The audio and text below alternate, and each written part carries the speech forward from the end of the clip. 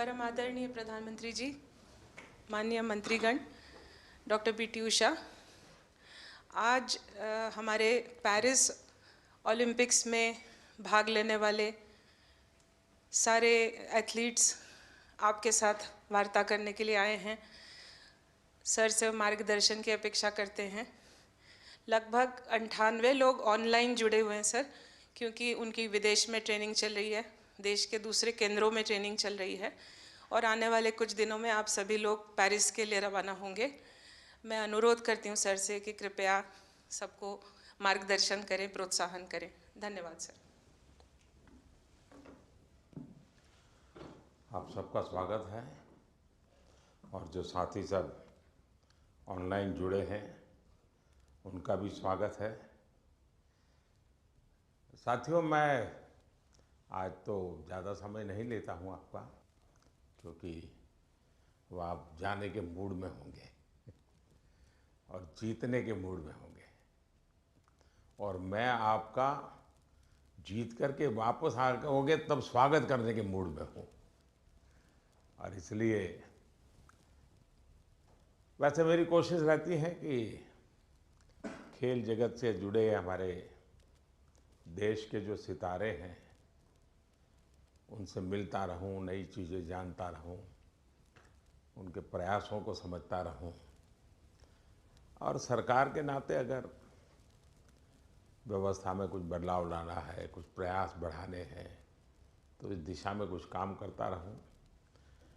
और मेरी कोशिश ये रहती है कि सबसे डायरेक्ट इंटरेक्शन करूं ताकि फर्स्ट हैंड इन्फॉर्मेशन मिलती है। खेल का एक स्वभाव होता है जी, हर विद्यार्थी का जैसे रहता है, जब वो पेपर देने जाता है एग्ज़ाम के लिए तो पूरे घर को ऐसा विश्वास देता है कि बस आप चिंता मत कीजिए, मैं रैंक लेकर के आने वाला हूँ। और जब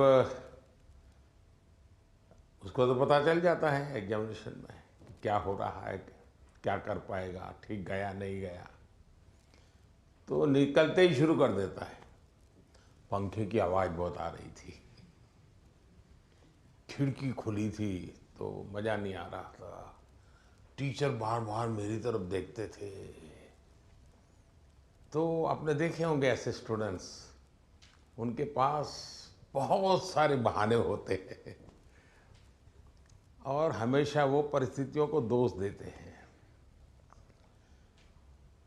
और ऐसे लोगों की कभी जीवन में प्रगति नहीं होती है। वो बहाने बजाने में मास्टर हो जाते हैं लेकिन प्रगति नहीं कर पाते। लेकिन मैंने देखा है कि मैं कई खिलाड़ियों को जानता हूँ, वे कभी भी परिस्थितियों को दोष नहीं देते। वो हमेशा कहते हैं कि जी मुझे वो टेक्निक मेरे लिए नई थी, वो जो करता था मैंने अंदाज नहीं लगाया कि वो भी एक तरीका हो सकता है। कहने का तात्पर्य है कि दोस्तों, हम खेलने के लिए जा रहे हैं, हम अपना बेस्ट परफॉर्मेंस के लिए जा रहे हैं, लेकिन ओलंपिक सीखने का भी बहुत बड़ा मैदान होता है। अब तो एक तो मैं अपना खेल खेलूं और टेलीफोन करके सबको बताता रहूं, देखिए आज ऐसा रहा वैसा रहा। दूसरे होते हैं बाकी हर खेल देखने जाते हैं, फलाना देश कैसे खेल रहा है, ढिकना देश कैसे खेल रहा है, और वो चीज़ों को पूरी तरह ऑब्जर्व करता है, कोशिश करता है एब्सॉर्ब करने की और आकर के अपने कोच को भी बताया कि यार भाई मैंने देखा उसने तो बड़ा कमाल कर दिया था लास्ट मोमेंट, अब मुझे भी बताइए वो क्या टेक्निक थी। कभी उस वीडियो को लेकर के 10 बार देखता है कि उसने कैसे उसको पलटा था। तो इन्हें जो सीखने की वृत्ति से काम करता है उसके लिए सीखने के बहुत अवसर होते हैं। जो शिकायत में जीना चाहता है उसके लिए भी अवसरों की कमी नहीं होती है। दुनिया के समृद्ध समृद्ध देश भी उत्तम से उत्तम सुविधाओं के साथ आए हुए लोग भी शायद शिकायत करते हुए नजर आएंगे।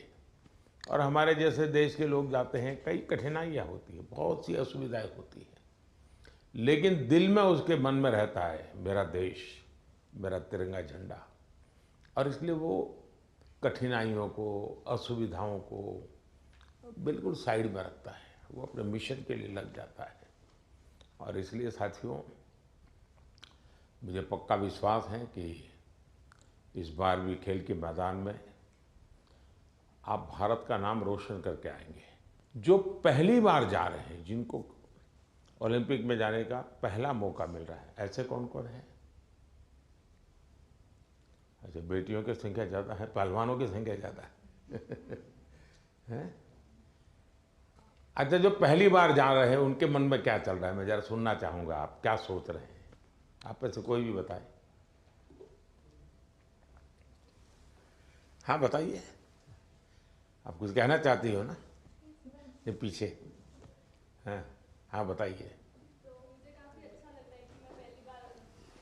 हाँ, अपना परिचय बता दीजिए। और मैं रमिता जिंदल हूँ। एयर राइफल शूटिंग में मैं पहली बार ओलंपिक्स में जा रही हूँ, तो I am very excited to go because Olympics में जाने का सपना तो स्टार्टिंग से ही था मेरा, जब से स्पोर्ट्स स्टार्ट किया है मैंने।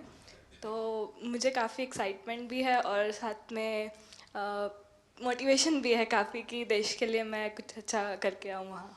आपकी ट्रेनिंग कहाँ कहाँ हुई है? मैं हरियाणा से हूँ, बट मैं ट्रेनिंग चेन्नई में करती हूँ। परिवार में भी और कोई खेल जगत से जुड़े हुए थे कि आप ही ने शुरुआत की? नहीं, मैंने ही शुरुआत की है। अच्छा, वरना हरियाणा में तो हर घर में खिलाड़ी मिलेगा। बैठिए। और कौन कुछ बताएंगे अपना, जो पहली बार जा रहे हैं? बेटियां तो बहुत बता सकती है। दीजिए दीजिए, वो बोलेगी कुछ। हाँ। मेरा नाम रितिका है और मैं हरियाणा रोहतक से हूँ और मैं बहुत खुश हूँ, मैं पहली बार जा रही हूँ। एक्साइटमेंट भी बहुत है कि मैं अपना मैट पे प्रदर्शन दिखाऊंगी, पूरे देश की नज़र मुझ पे होगी और सभी लोग दुआ भी कर रहे हैं और मैं भी अपना 100% दूंगी। शाबाश। और बोलिए ना।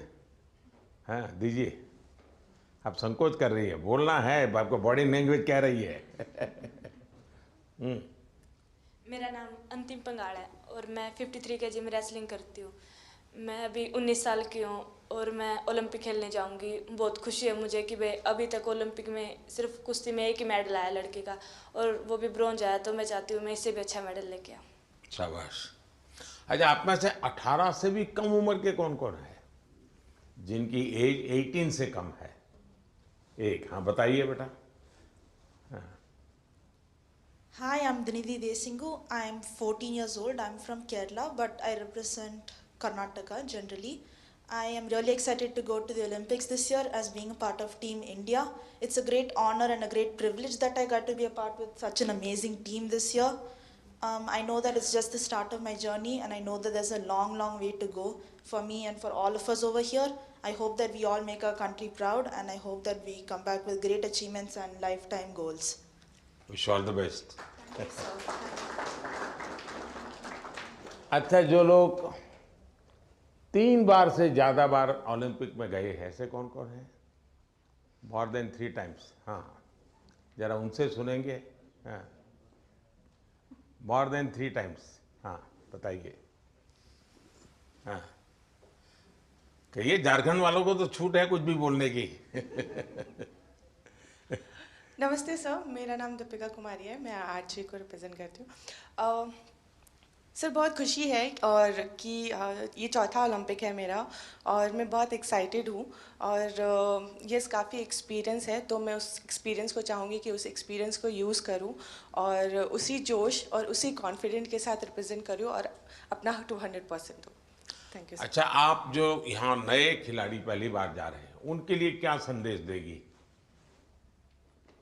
जो पहली बार जा रहे हैं इस टीम में?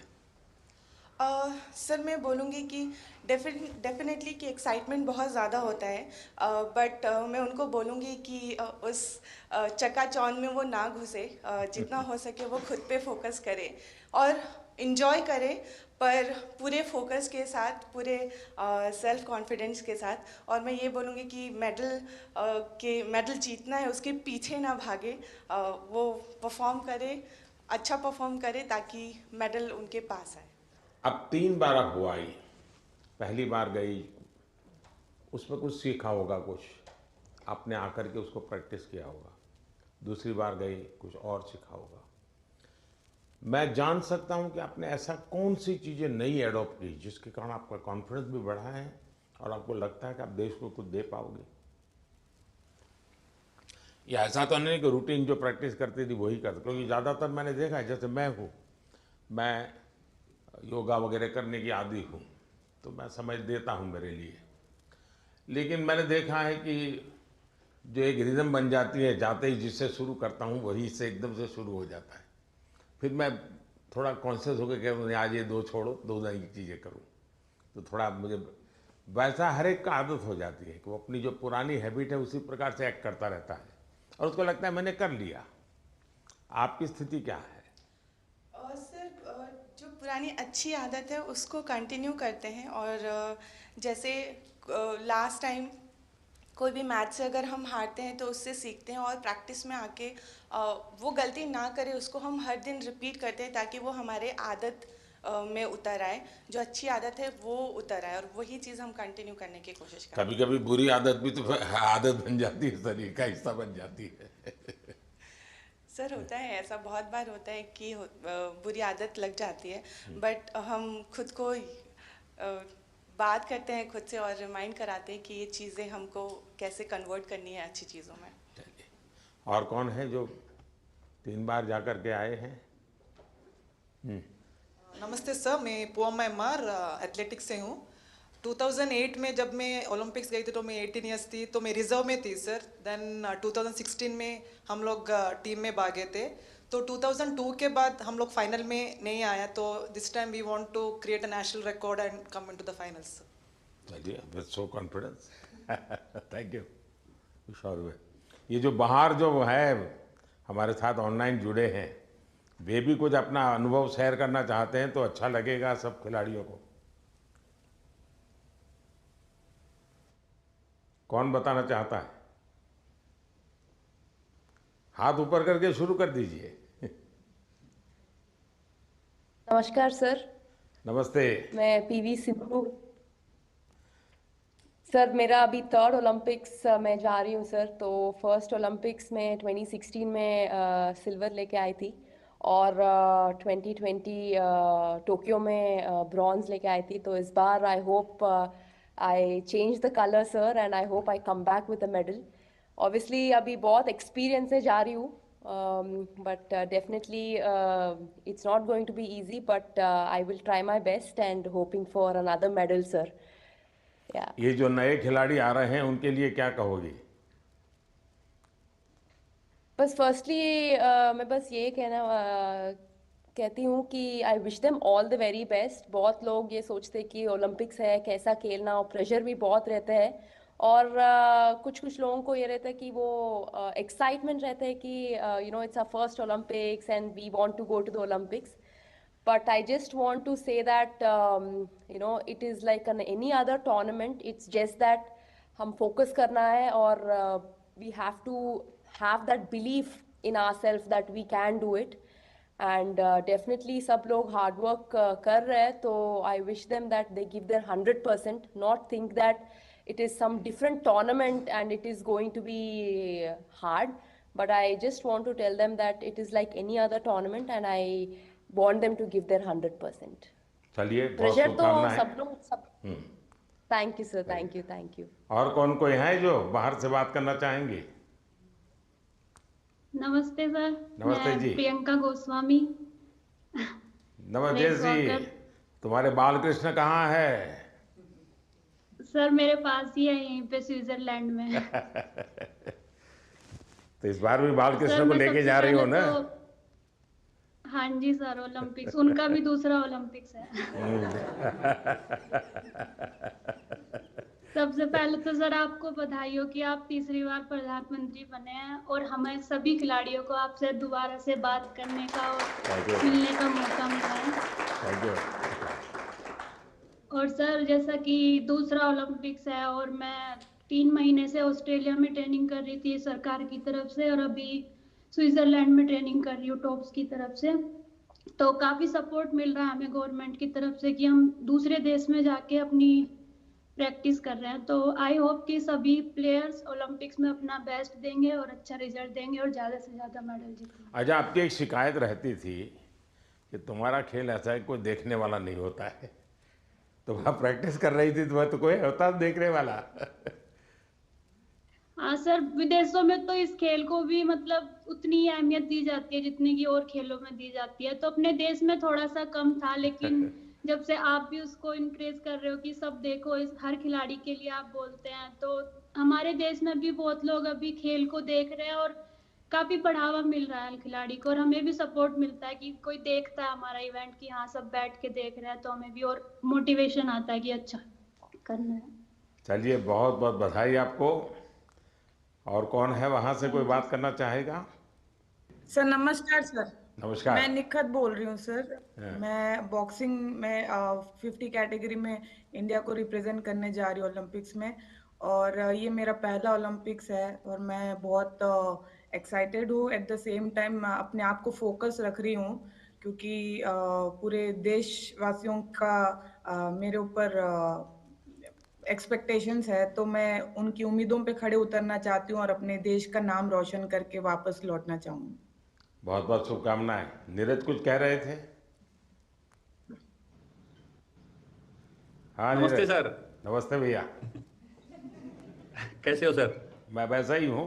तेरा चूरमा अभी तक आया नहीं। चूरमा लेके आएंगे सर इस बार। पिछली बार वो दिल्ली में चीनी वाला चूरमा था, आपको हरियाणा का वही तो। और गुड़ वाला नहीं, मुझे तेरी बाघ के हाथ का चूरमा खाना है। पक्का सर। बताइए। बिल्कुल सर, हम भी अभी बाहर हैं जर्मनी में और ट्रेनिंग बहुत अच्छी चल रही है। इस बार मैं काफ़ी कम कंपटीशन खेल रहा हूँ क्योंकि बीच बीच में मुझे एक इंजरी हो रही है, पर अभी काफ़ी बेटर है। अभी कुछ दिन पहले मैं फिनलैंड में कंपटीशन खेल रहा था और वो काफ़ी अच्छा रहा, और 1 महीना है हमारे पास ओलंपिक्स के लिए और ट्रेनिंग बहुत बढ़िया चल रही है। कोशिश कर रहे हैं कि अपने आप को पूरा फिट करके जाएं पेरिस में और 100% दें सर अपनी कंट्री के लिए, क्योंकि 4 साल में आता है। मैं सभी एथलीट्स को ये बोलना चाहूँगा कि 4 साल में मौका मिलता है और अपने अंदर घुस के उस चीज़ को निकालें कि क्या वो चीज़ है जिससे हम अपना बेस्ट दे सकते हैं। क्योंकि मेरा टोक्यो मेरा पहला ओलंपिक्स था और पहले ओलंपिक्स में ही बहुत ही अच्छा रिजल्ट रहा, गोल्ड जीता देश के लिए। और उसका रीज़न मैं मानता हूँ कि यही है कि मन में डर नहीं था, निडर होकर खेला और बहुत ही बिलीव था खुद पे कि ट्रेनिंग बहुत अच्छी हुई है। और मैं सभी एथलीट्स को ये बोलूँगा कि वैसे ही खेलें, किसी से डरने की घबराने की जरूरत नहीं है, क्योंकि वो भी इंसान है। कई बार हमको लगता है कि शायद यूरोपियंस ज़्यादा स्ट्रॉन्ग है या फिर यूएस के एथलीट या दूसरी कंट्रीज़ के ज़्यादा स्ट्रॉन्ग है, लेकिन वही है कि अगर हम खुद को पहचान लें कि हाँ हम इतनी मेहनत कर रहे हैं, अपने घर बार को छोड़ के इतनी दूर हैं, तो कुछ भी पॉसिबल है जी। चलिए, बहुत बढ़िया टिप दिए हैं सबको। मैं आपका धन्यवाद करता हूँ और आपको शुभकामनाएं देता हूँ। आपका स्वास्थ्य अच्छा रहे, 1 महीने में कोई नई इंजरी ना हो भाई। बिल्कुल सर, वही कोशिश कर रहे हैं। देखिए साथियों, आपने देखा होगा कि 2-3 बातें बहुत अच्छी निकली, क्योंकि आप जो अनुभवी लोग हैं उनसे जो जानने को मिलता है उसकी एक अहमियत होती है। जैसे आपको बताया गया कि वहाँ के तामझाम में डूब मत जाना, खो मत जाना, ये बहुत सही है जी। अदरवाइज हमारे लिए वो उसी का प्रभाव इतना होता है कि हम शायद अपनी चीज़ को फोकस नहीं कर पाते हैं। दूसरा, परमात्मा ने हमें एक कद दिया है, बाकी खिलाड़ी हमसे बड़े कद वाले होते हैं, लेकिन हम पक्का मान के चले यहाँ कद का खेल नहीं है जी, यहाँ कौशल्य का खेल है, आपकी टैलेंट का खेल है। सामने वाले का शरीर हमसे 2 फीट ऊंचा है, चौड़ा है, इसकी परवाह मत कीजिए। आपको अपने टैलेंट पे भरोसा होना चाहिए और फिर सामने कितना ही शरीर मोटा हो, बड़ा तगड़ा हो, दिखने में बड़ा शानदार हो, तो वो जीत ही जाएगा ये मानने का कारण नहीं होता है। तो हमने कोशिश, अपने पास जो कौशल्य है, अपने पास जो टैलेंट है, उस पर ही हमारा फोकस होना चाहिए और वही हमें परिणाम देता है। आपने देखा होगा कि बहुत सारे लोग, बहुत कुछ आता है उनको, लेकिन एग्जामिनेशन के समय गड़बड़ हो जाती है। उनको लगता है यार याद नहीं आता है, फिर सोचता है, कुछ कोरिलेट करता है, और उसका मूल कारण उसका एग्जाम पर ध्यान कम होता है। उसका मूल कारण होता है कि अगर मैं अच्छा नहीं करूंगा तो घर वाले क्या कहेंगे, अगर मैं मार्क्स कम लाए तो क्या, उसी प्रेशर में रहता है। आप चिंता छोड़ दीजिए दोस्तों, आप खेलिए अच्छा बस। अरे मेडल आते भी हैं, नहीं भी आते, क्या है, ये प्रेशर कभी मत रखिए। हाँ, अपना 100% बेस्ट देना है, ये मिजाज अपना होना चाहिए और उसमें कोई कमी नहीं होनी चाहिए। दूसरा, आप लोग जानते होंगे, आपको शायद ये आपके कोचेज हैं वो सब, या आपकी जो साइकोलॉजिकल जो ट्रीट करते हैं वो भी आपको समझाते होंगे। खेल जगत में प्रैक्टिस का जितना महत्व है, कंसिस्टेंसी का जितना महत्व है, उतना ही महत्व नींद का है। और कभी कभी तो कल सुबह मैच होने वाला, आज रात को नींद ही नहीं आ रही है, और शायद कोई और चीज हमें जितना नुकसान नहीं करती है, उससे ज्यादा नींद का अभाव नुकसान करती है। और आपको आश्चर्य होगा कि एक ऐसा प्रधानमंत्री है जो हमको सोने के लिए कह रहा है लेकिन मैं आपसे आग्रह से कहूंगा, अच्छी नींद बहुत जरूरी है खेल जगत के लिए, किसी भी जीवन के हर चीज के लिए। और आजकल तो मेडिकल साइंस भी नींद पर बहुत बल दे रहा है कि आपकी नींद कितने समय की है, कितनी साउंड स्लीप है, इसका बड़ा महत्व माना जाता है। और नया मेडिकल साइंस में इन चीज़ों को बड़ा स्वीकार किया जा रहा है। और इसलिए कितना ही एक्साइटमेंट क्यों ना हो जी, आप नींद पक्की करके, वैसे आप लोग मेहनत इतनी करते हैं कि आपको नींद आना बहुत स्वाभाविक होता है, क्योंकि आप गहरी नींद में चले जाए तो इतनी मेहनत करते हैं शरीर से। लेकिन शरीर की मेहनत वाली नींद एक बात है, और सभी चिंताओं से मुक्त सोना ये अलग चीज है। और इसलिए मैं आपसे आग्रह करूंगा कि आप नींद के संबंध में जरा भी कॉम्प्रोमाइज, और थोड़े दिन पहले इसीलिए भेजते हैं कि थोड़ा आप वहाँ पर जेट लैग वगैरह समस्याओं से बच जाए, वहाँ थोड़ा कंफर्ट फील करें, और उसके बाद आप खेल के मैदान में उतरे तो आपको सुविधा रहे, इसलिए एक व्यवस्था सरकार करती है। खिलाड़ियों की सुविधा के लिए इस बार भी कुछ नई नई चीज़ें करने का प्रयास किया है, लेकिन फिर भी मैं कह नहीं सकता हूँ कि हर एक को सब कुछ वहाँ सुविधाजनक होगा ही कि नहीं होगा, लेकिन कोशिश की है। इन दिनों हम वहाँ के जो भारतीय समुदाय है उनको भी जरा एक्टिवेट करते हैं, उनको मोबिलाइज करते हैं, जरा आप भी हमारे खिलाड़ियों के साथ जरा जुड़िए। कुछ डिसिप्लिन रहती है, इसलिए उतने तो निकट नहीं रह सकते, लेकिन फिर भी वो ख्याल रखते हैं, चिंता करते हैं। जिसका खेल पूरा हो जाता है उसकी तो भरपूर चिंता करते हैं। लेकिन हम कोशिश करते हैं कि एक प्रकार से आप लोगों के लिए कंफर्ट रहें, असुविधा ना हो, और आप लोग अच्छा परिणाम लेकर के आए। मेरी तरफ से आप लोगों को बहुत बहुत शुभकामनाएं हैं, और मैं आप लोगों का फिर से एक बार इंतज़ार करूंगा जब आप 11 अगस्त को तो सारा खेल पूरा होगा। आप में से लोग जल्दी जाएंगे, जल्दी आएंगे, ऐसा तो क्रम रहता है, लेकिन मैं कोशिश करूंगा कि 15 अगस्त को एक बार लाल किले पर जब कार्यक्रम होता है तो आप लोग भी उसमें उपस्थित रहें, ताकि देश देखेगा कि यहाँ से हमारे ओलंपिक खेलने के लिए जो गए थे, क्योंकि ओलंपिक खेलने जाना ये भी बहुत बड़ी बात होती है जी।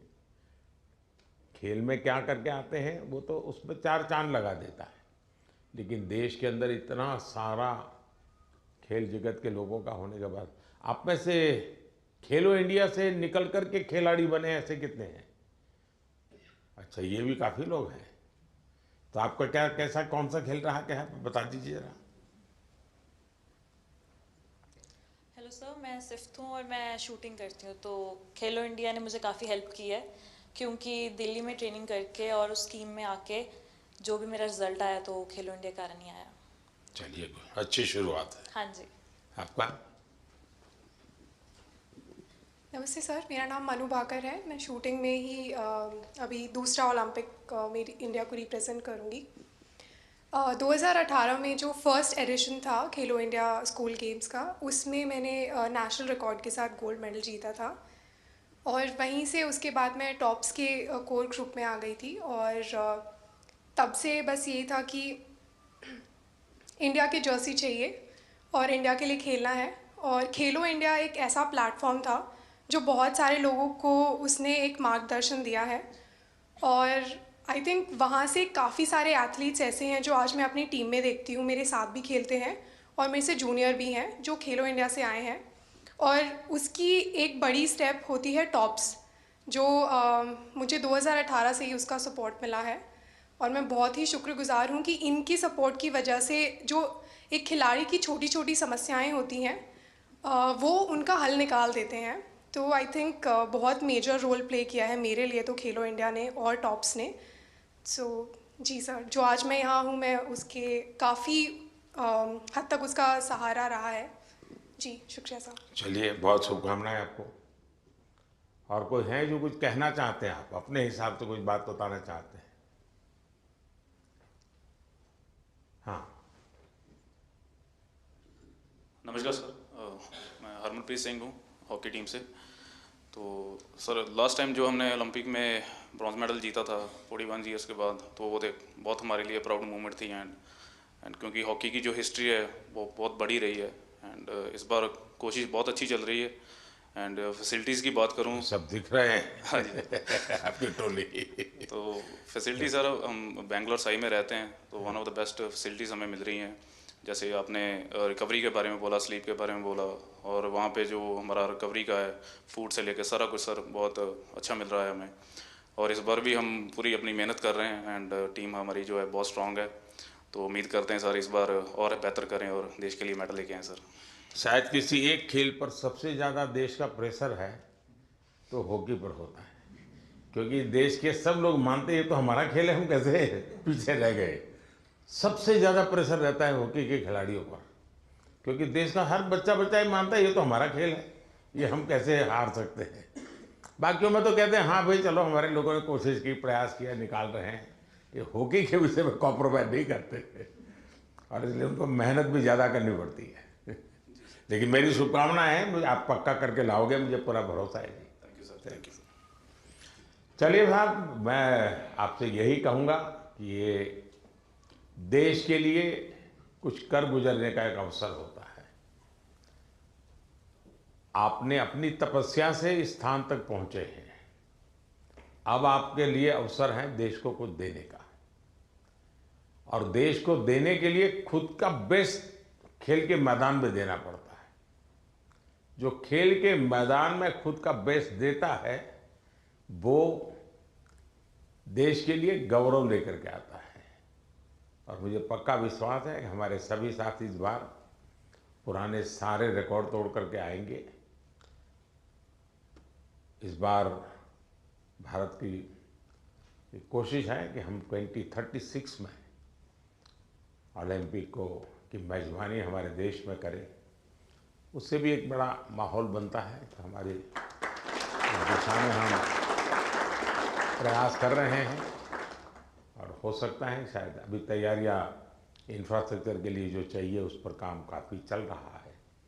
जो भी एक्सपर्ट लोग हैं उस पर काम कर रहे हैं। आप लोग भी अगर खेल के बाद, खेल के पहले तो मैं नहीं कहूँगा, वहाँ व्यवस्थाएं क्या, इस बार फ्रांस में अलग अलग शहरों में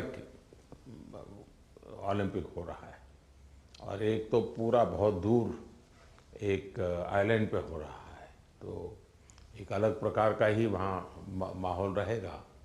लेकिन फिर भी वहाँ की व्यवस्थाओं में अगर आपकी रुचि हो उसको ऑब्जर्व करें, उसको अगर नोट करें, क्योंकि खिलाड़ियों से जो इनपुट मिलता है तो जब हम 2036 की तैयारी करेंगे तो वो इनपुट बहुत काम आएगा कि भाई वहाँ ये था, वहाँ वो था, वहाँ इस चीज़ की कमी थी, वहाँ उस चीज़ की कमी थी। तो ऐसी चीज़ें भी अगर आप ऑब्जर्व करके आएंगे तो 2036 के लिए हमें जो करना है उसमें हमें बहुत सुविधा मिलेगी। तो मेरी तरफ से आप सबको बहुत बहुत शुभकामनाएं। धन्यवाद।